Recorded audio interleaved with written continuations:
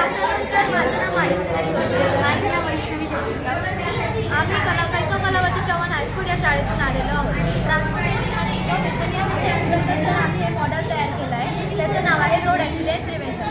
Sir, तुम्हाला माहितीच असेल, NCRBच्या रिपोर्टनुसार महाराष्ट्रात आता प्रत्येक तासाला 1 ते 2 लोकांचा रस्ते अपघातात मृत्यू होतो. तसेच दिवसाला 35 ते 40, महिन्याला 1047 आणि वर्षाला 12,500 या रस्ते अपघातात बरंच होतात. विशेष करून रात्रीच्या वेळेत, कारण घाटात अपघात झाला तर वाचण्याचे चान्सेस खूप कमी असतात, कारण गाडी सरळ जाऊन दरीत कोसळते. आणि जेव्हा आपण घाटात गाडी चालवतो तर घाटाच्या वळणाऱ्या रस्त्यावर जो हा लाईट आहे तो हवेत ट्रान्समिट होतो, मग त्याचं रिफ्लेक्शन होत नाही आणि समोरून येणारी गाडी आपल्याला लक्षात येते. त्याच्याने ॲक्सिडेंट होत असे होऊ नये म्हणून आम्ही सेन्सर टेक्नॉलॉजी वापरली आहे. घाटाच्या 2 एंडला आम्ही जिथे दिसण्याचे चान्स खूप कमी अशा इथे आम्ही सेन्सर फिट केले आणि त्याच्या क्रॉसमध्ये लाईट लावले, जेणेकरून जर इकडून गाडी आली तर इकडचं सेन्सर वाटेल आणि लाईट लागेल.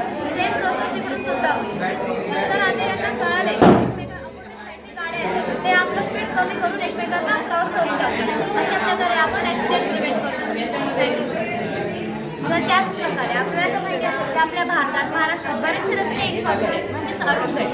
गाड्या येणं जाण्यासाठी फक्त एक रस्ता तिथे देखील रात्रीचे वेग बरेचसे अपघात होतात आणि ते सुद्धा फक्त गाडीच्या अप्पर डिपर लाईटमुळे. गाडीचं लाईट अप्पर डिपर करणे फार आवश्यक असते.